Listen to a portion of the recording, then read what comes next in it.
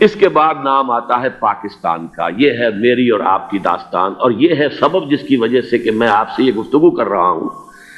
اصل میں تو کس لیے؟ محض ایک علمی استفادہ، محض اپنی بات آرا کو ظاہر کرنے کا شوق نہیں، بلکہ یہ کہ اپنی ذمہ داری ہم پہچانے کہ ہم کس مقام پر کھڑے ہیں. دیکھیے، اس پاکستان کے بارے میں یا ہندوستان کے بارے میں علامہ اقبال نے کہا تھا اپنے ترانہ ملی میں، میر عرب کو آئی ٹھنڈی ہوا جہاں سے، میرا وطن وہی ہے، میرا وطن وہی ہے.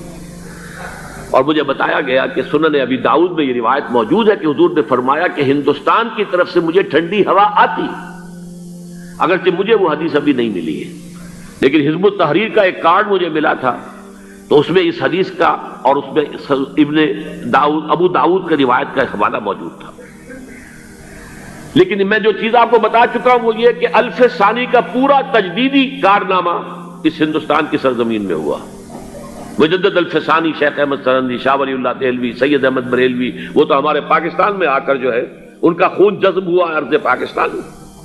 پھر شیخ الہند مولانا محمود حسن. تحریک خلافت چلی تو صرف ہندوستان میں چلی اور کہیں نہیں چلی. آزادی کی تحریک چلی پوری دنیا میں، وہ نیشنلزم کی بنیاد پر چلی، ملے نیشنلزم، عرب نیشنلزم، ترک نیشنلزم. ہمارے ہاں چلی تو اسلام کے نام پر. پاکستان کا مطلب کیا؟ لا الہ الا اللہ. پھر پاکستان قائم ہوا معجزے کے طور پر، بلکہ نازل ہوا ہے لیلۃ القدر میں. انا انزلناہ فی لیلۃ القدر، جیسے قرآن نازل ہوا لیلۃ القدر میں، یہ پاکستان بھی نازل ہوا لیلۃ القدر میں. اس کا برقرار رہنا ابھی تک معجزہ ہے. ہندو یہ سمجھتا تھا، کانگریس سمجھتی تھی کہ جھٹپٹ ختم ہو جائے گا. پھر یہ کہ اس کا قرارداد مقاصد کا پاس ہو جانا، مزید بھی اور اضافی دفعات دستور میں آ جانا، اب کمرشل انٹرسٹ کو ربا قرار دے کر حرام قرار دینا، یہ سارے لینڈ مارکس ہیں کہ جو اشارہ کر رہے ہیں کسی چیز کی طرف، معاملہ کدھر جا رہا ہے.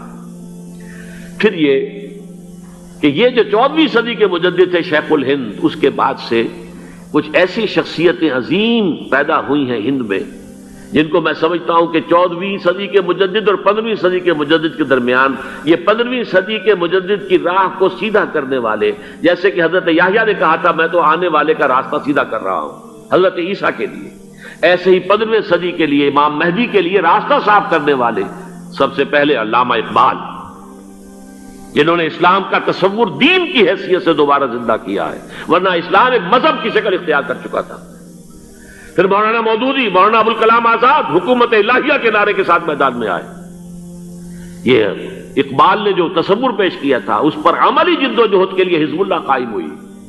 نوٹ کر لیجئے 11 برس کا فرق ہے عمر کا علامہ اقبال کے اور ابوالکلام کے.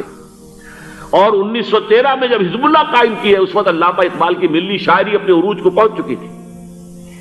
پھر یہ کہ علامہ اقبال کے بعد تعمیل جو ہے اس کام کی وہ ابوالکلام نے کی، لیکن روایتی علماء کی شدید مخالفت کی وجہ سے وہ بددل ہو کر چھوڑ گئے، کانگریس میں شامل ہو گئے، بساط جو ہے حزب اللہ کی انہوں نے لپیٹ دی. پھر مولانا مودودی آئے، انہوں نے وہ ڈور جو ہے اس کا سرا تھاما، جماعت اسلامی قائم کی حکومت الہیہ ہی کے قیام کے لیے. اگرچہ میرے نزدیک یہ کہ وہ انتخابی اور ایک قومی سیاست کی ایک جماعت بن کر پاکستان میں جو ہے دلدل میں پھنس گئی ہے. اب ہم اس کی کوشش کر رہے ہیں، تنظیم اسلامی اور یہ تحریک خلافت جس کے تحت یہ جلسہ ہو رہا ہے. یہ ساری چیزیں وہ ہیں کہ آپ کو سوائے پاکستان کے اور کہیں نہیں ملیں گی پوری دنیا میں. معلوم ہوتا ہے کہ پاکستان کو بہت بڑا رول پلے کرنا ہے اس میں. اور اس کے ساتھ اب جمع کر لیجئے افغانستان کی عمارت افغانستان، اسلامی عمارت افغانستان قائم ہو چکی ہے. یہ پچھلے 20 سالوں میں جو کچھ وہاں ہوتا رہا ہے اس سے پہلے تصور نہیں ہو سکتا تھا. کابل جو ہے وہ تو جیسے پیرس کا تمدن تھا ویسے کابل کا تھا، وہی لباس، وہی سکرٹس. یہاں جب آئے تھے شاہ ظاہر شاہ سرکاری دورے پر تو ان کی جو ملکہ صاحبہ تھی ان کے ساتھ وہ سکرٹ میں ملبوس تھی. کابل جو ہے وہ بالکل ایک پیرس کی طرح کا شہر تھا. آج کابل جو ہے جا کر دیکھیے، علامہ اقبال کے فرزند بھی دیکھ کر آئے ہیں تو اگرچہ وہ خود میں سمجھتا ہوں کہ خاصے انہیں آپ لبرل کہیں، آزاد خیال کہیں، لیکن اس درجے متاثر ہو کر آئے تھے کہ انہوں نے یہ کہا افغانستان میں جو میں نے حالات دیکھے ہیں کہ اگر 2-4 اور مسلمان ملکوں کے اندر یہ نظام قائم ہو جائے تو پوری دنیا مسلمان ہو جائے گی. یہ سب کچھ کیسے ہو رہا ہے؟ یہ آنے والے دور کی جھلکیاں ہیں. Coming events are casting their shadows before. یہ سب بتا رہے ہیں کہ پاکستان افغانستان کو مل کر اس میں کوئی عظیم رول پلے کرنا ہے. اور اس کے ضمن میں اب میں علامہ اقبال کے بارے میں آخری بات کہہ رہا ہوں. علامہ اقبال کے بارے میں عام یہ خیال ہے، انہوں نے اپنے خطبات میں مہدی کا اور نزول مسیح کا، حالانکہ میں کل پڑھ رہا تھا مولانا سید احمد اکبر آبادی رحمۃ اللہ علیہ کا ایک مقالہ ان کا کہ علامہ اقبال نے ابن خلدون کے بارے میں یہ کہا ہے کہ مہدی کا اور نزول عیسیٰ کا دونوں کا انہوں نے انکار کیا ہے، حالانکہ ابن خلدون نے نزول عیسیٰ کا انکار نہیں کیا، صرف مہدی کا انکار کیا ہے. بہرحال علامہ اقبال نے خطبات میں انکار کیا ہے. لیکن یہ کہ اپنی شاعری کے اندر میں چیلنج کرتا ہوں کسی بڑے سے بڑے اقبال شناس کو، ان کا یہ شعر ذرا سنیے. خضر وقت از خلوت دشت حجاز آید بروں، کارواں زی وادی دور و دراز آید بروں. خضر وقت، امام وقت، رہنمائے وقت، قائد وقت، خلوت دشت حجاز، حجاز کی صحرا کی کسی خلوت گزینی سے نکل کر باہر آئیں گے. میں حیران ہوتا ہوں علامہ کے اس فکر پر اور اس مصرے پر. یہاں انہوں نے شیعہ اور سنی دونوں کے کانسیپٹ جمع کر دیے. شیعہ کا کانسیپٹ یہ چھپے ہوئے کسی غار میں وہاں سے برآمد ہوں گے، اور ہمارا کانسیپٹ میں ام سلمہ رضی اللہ تعالیٰ عنہ کی حدیث سنا چکا، چھپے ہوئے ہوں گے وہ وہاں پر، مدینے سے نکل کر آ کر مکے میں چھپ جائیں گے. اس خانہ جنگی کی حالت میں لوگ ان کی طرف دیکھ رہے ہوں گے، سوچتے ہوں گے انہیں میدان میں آنا چاہیے، کوئی پارٹ پلے کرنا چاہیے، امت کی رہنمائی کرنی چاہیے. لیکن وہ چھپیں گے، وہ کارے ہوں گے، وہ اس ذمہ داری کو قبول نہیں کرنا چاہیں گے، جا کے چھپ جائیں گے مکے میں. وہاں سے مکے والے انہیں نکالیں گے، اور وہ کارے ہوں گے، انہیں بالکل یہ پسند نہیں ہوگا کہ یہ ذمہ داری اٹھائیں. تو خضر وقت از خلوت دشت حجاز آیت بروں، کارواں زی وادی دور و دراز آیت بروں. کارواں جو چلے گا ان کی مدد کے لیے اس وادی دور و دراز، اس عظیم وادی دور و دراز، یہ وادی سندھ ہے. وادی سندھ جو ہے ہم سمجھتے ہیں کہ صرف یہ پاکستان اور پنجاب جو ہے یہ اس میں شامل ہے، سندھ اور پنجاب نہیں، افغانستان کا پورا مشرقی علاقہ اس میں شامل ہے. جیسے دریائے جہلم سندھ میں جا رہا ہے، جیسے دریائے گلگت سندھ میں آ کر ملتا ہے، جیسے دریائے چناب اور راوی اور جہلم اور یہ سب جا رہے ہیں اور آ رہے ہیں، اسی طرح دریائے کابل کہاں سے آ رہا ہے، دریائے گومل کہاں سے آ رہا ہے، ٹوچی کہاں سے آ رہا ہے.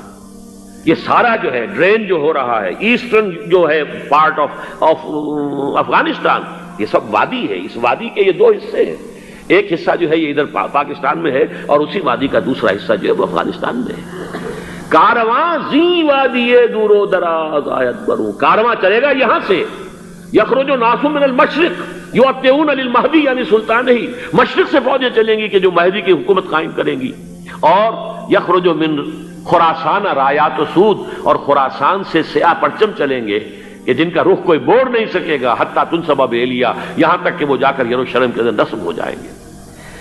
حضرات، میں ایک میری گفتگو کا حصہ باقی تھا لیکن میں اسے چھوڑ رہا ہوں، اس لیے کہ گلوبلائزیشن جو اس کی ہوگی، جو خلافت علی منہاج النبوہ کی تجدید کامل حضرت مہدی کے ہاتھوں عرب میں ہوگی، اس سے پہلے اس کے لیے محنت، کوشش، جد و جہد پاکستان اور افغانستان میں ہو چکی ہوگی جو اسے سپورٹ کرے گی اور وہاں جا کر حکومت قائم کرے گی.